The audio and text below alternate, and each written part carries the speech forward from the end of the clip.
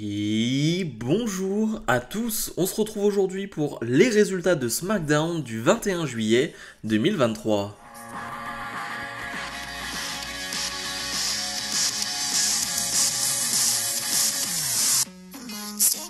Le show bleu qui débute avec un match entre Cameron Grimes, LA Knight, Rey Mysterio et Sheamus. Le gagnant de ce combat affrontera Santos Escobar la semaine prochaine. Et le gagnant de ce combat face à Santos Escobar, affrontera Austin Theory pour le titre de champion des États-Unis. Alors, j'ai pas l'impression que ce soit précisé pour SummerSlam. J'ai l'impression que ce match va avoir lieu peut-être le vendredi avant SummerSlam. C'est un peu ce qu'ils font avec le titre de champion des États-Unis. On va voir ce que ça va donner. En tout cas, donc on a ce match à 4 qui va durer une dizaine de minutes. Je trouve que c'est un match particulier. Je m'explique. Je trouve que le match est globalement bon. C'est un match de qualité.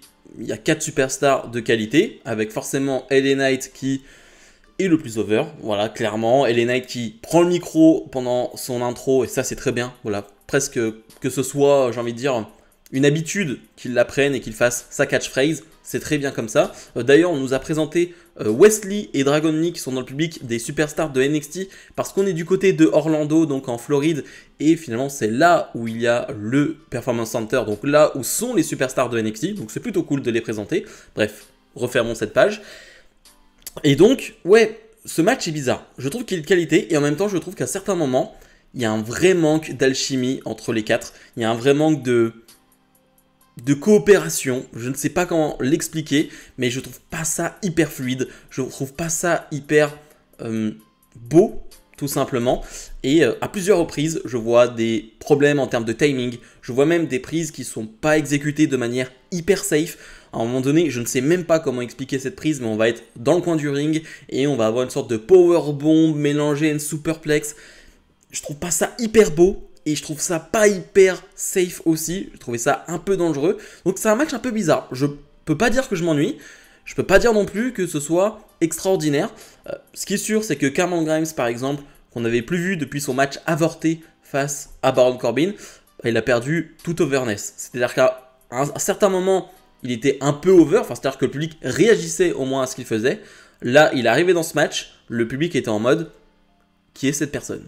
Et vraiment, il y a à un moment donné qui est très triste dans le combat où il va porter des kicks, le public ne réagit même pas. Le public en a rien à faire.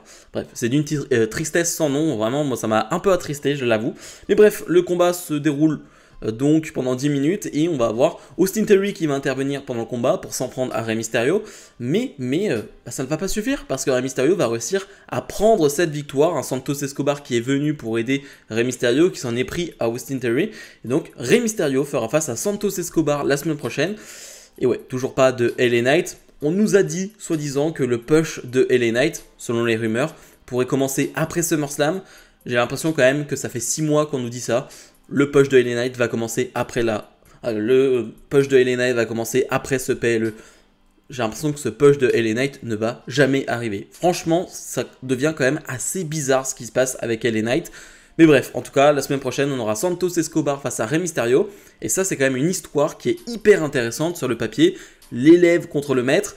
Deux babyface, certes, mais il y a vraiment des choses à écrire avec ces deux personnages. On enchaîne avec Io Sky qui fait face à Charlotte Flair. Alors, plusieurs choses à dire sur ce combat. Déjà, premièrement, Bayley accompagne Io Sky. Bayley qui a été blessée lors d'un live event récemment, mais qui finalement ne porte pas d'attelle à son genou. Donc, j'ai l'impression que ça va. Bayley va commenter ce combat. Elle est donc aux côtés de Michael Cole et ce duo fonctionne très bien. C'est toujours aussi drôle. Franchement, c'est nickel. Ce qu'on peut dire aussi, c'est que c'est officiel. On aura bien Asuka qui défendra son titre de championne face à Bianca Belair et Charlotte Flair lors de SummerSlam. On s'en doutait, mais maintenant c'est officiel. Et donc on a ce combat entre Io Sky et Charlotte Flair qui va durer plus d'une dizaine de minutes. J'ai trouvé ça excellent. J'ai trouvé ça vraiment excellent. Alors peut-être un peu trop chorégraphié à certains moments, surtout au début du match. Après, franchement, je n'ai plus vraiment ce problème et je suis vraiment emballé par ce combat. Vraiment, elles m'embarquent dans leur histoire. Mais j'ai un gros problème, franchement, pendant ce combat, c'est que le public en a rien à faire. Le public s'en fiche. Le public va popper à quelques reprises. Et encore, popper, c'est un mot très fort parce que je vois aucune pop pendant ce combat, juste des gens qui vont peut-être un peu crier pour Io Sky, mais vraiment ça va pas plus loin et je suis vraiment très déçu parce que je trouve le match vraiment bon et je pense vraiment que le public sur ce match n'a pas aidé les superstars. Je ne sais pas pourquoi d'ailleurs, parce que quand même, Io Sky face à Charlotte Flair, ça a de la gueule. Je veux dire, c'est quand même pas n'importe quoi, c'est quand même pas n'importe qui sur le ring. Mais je ne sais pas, le public n'a pas été emballé, mais dès le début. C'est-à-dire que le public ne s'est pas endormi pendant le combat. Non, non, le public, on avait pas grand-chose à faire dès le début. Donc très surprenant, vraiment très très surprenant. Pendant le combat, on a Bayley qui va s'en aller parce que on va avoir une vidéo de Shotzi qui tout simplement fait peur à Bayley. Bayley va s'en aller, va donc laisser Io Sky toute seule. Je suis pas sûr que Io Sky apprécie cela. Io Sky sur le ring va perdre ce combat clean face à Charlotte Flair. Plutôt logique, hein, Charlotte Flair est dans un gros match de championnat dans 2 semaines. Plutôt logique de la faire gagner de cette manière-là. Après le match, directement après, Asuka va s'en prendre à Charlotte Flair et porter une prise de soumission. C'est finalement la seule caractérisation de Asuka depuis des semaines et des semaines, c'est j'attaque mon adversaire après le combat et je lui porte une prise de soumission, je lui porte un mist. C'est tout. C'est la seule caractérisation de Asuka. C'est pas terrible, hein. C'est pas terrible. Elle ne fait absolument rien à part attaquer des gens après des matchs. Voilà. Et vous allez me dire que c'est meilleur que Bianca Belair en tant que championne ? Ce serait de la mauvaise foi, vraiment. Le booking est aussi pourri, voilà, faut dire les termes, que lorsque Bianca était championne. Bref, c'est comme on le savait, comme on le disait depuis des mois et des mois, le problème n'était pas Bianca Belair en tant que championne, mais le booking de Bianca Belair. Et là, franchement, on a la même chose avec Asuka. Et c'est désolant. Santos Escobar fait face à Austin Theory. Alors, on peut dire que c'est un match bizarre sur le papier, alors que Santos Escobar n'est plus qu'à une étape d'affronter Austin Theory pour le titre de champion des États-Unis. Mais eh bien, c'est Austin Theory qui a demandé à Adam Pearce ce combat, parce que Santos Escobar s'en est pris à lui lors du premier match de la soirée, donc ça lui a pas trop plu. Le titre de champion des États-Unis n'est bien évidemment pas en jeu. On a un match qui va durer 7-8 minutes environ. Et c'est un vrai match de qualité, vraiment très bon. Et surtout, ce que j'aime dans ce combat, c'est que de base, le public, on n'a pas grand chose à faire. Voilà, pas vraiment une ambiance dans ce combat. Un peu comme sur les 2 premiers matchs. Voilà, c'est mitigé. Mais Santos Escobar va réussir à faire en sorte que le public soit investi. Vraiment, le public va s'investir parce que Santos Escobar va faire ce qu'il fait de mieux, c'est-à-dire catcher, et va vraiment chauffer le public, vraiment il va enflammer le public, et il le fait très bien, vraiment pour le coup, très étonné, hein. Certains pensent que ça ne fonctionne pas vraiment, ce côté LWO, c'est faux, ça fonctionne vraiment avec le public, et là vraiment, c'est lui qui va réveiller le public, et je trouve ça vraiment génial, parce que de l'autre côté, on a Austin Theory qui est très bridé en tant que heel de champion des États-Unis. J'ai vu une vidéo il y a quelques temps où on voyait tout l'arsenal de prises de Austin Theory il y a 1 an. Il n'y a plus aucune prise maintenant dans son arsenal, il y en a 2-3. Il ne fait plus rien, alors que lui qui avait vraiment justement un arsenal très varié, un arsenal de prises unique du côté de la WWE, il n'a plus rien. Voilà, on le bride, clairement. Mais bref, c'est un vrai match de qualité, vraiment je suis à fond dedans. Et grosse surprise, Santos Escobar va l'emporter clean. Il va battre le champion des États-Unis clean. Ok. Alors là, vraiment, c'est un fait marquant parce que, certes, en ce moment, Austin Theory n'est pas apprécié, etc., par les fans, même par moi, parce que je n'aime pas son règne de champion, mais on lui donne quand même des victoires. Là, on lui donne une défaite clean.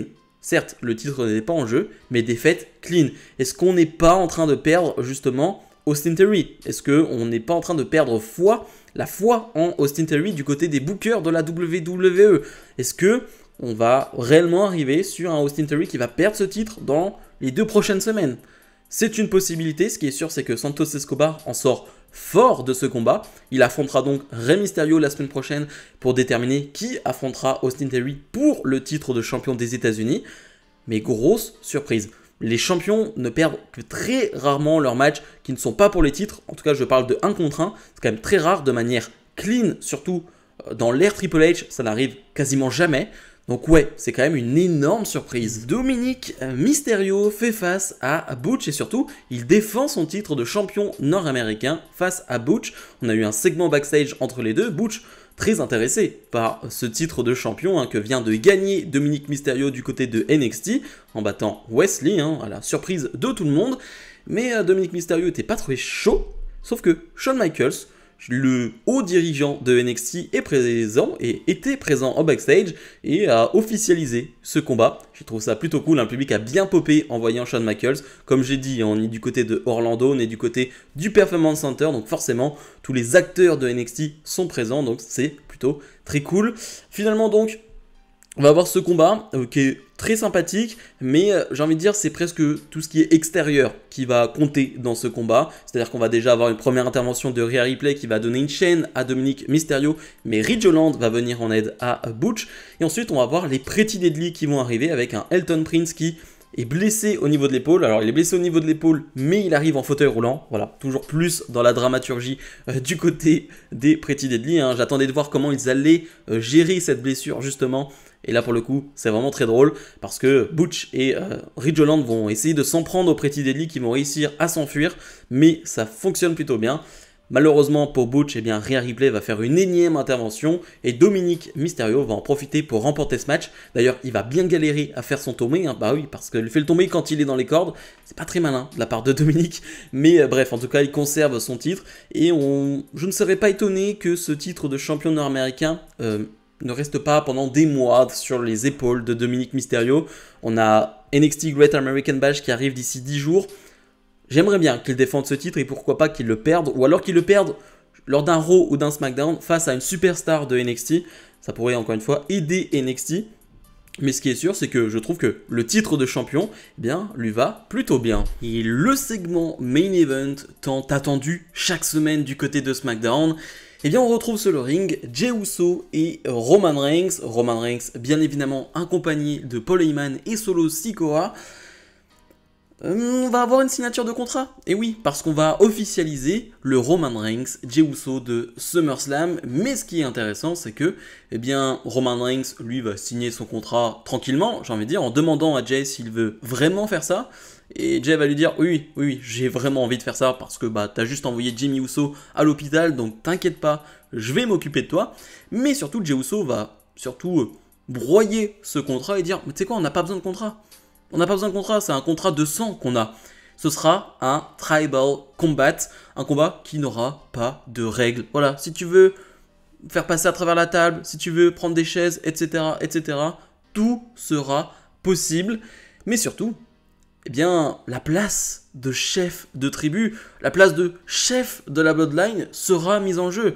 Donc c'est un gros combat. On a Roman Reigns qui va poser son titre sur la table, qui va poser même, je ne sais pas comment ça s'appelle, mais une sorte de collier rouge qu'il a pour représenter finalement qu'il est le chef de la Bloodline, qu'il est le chef de cette tribu.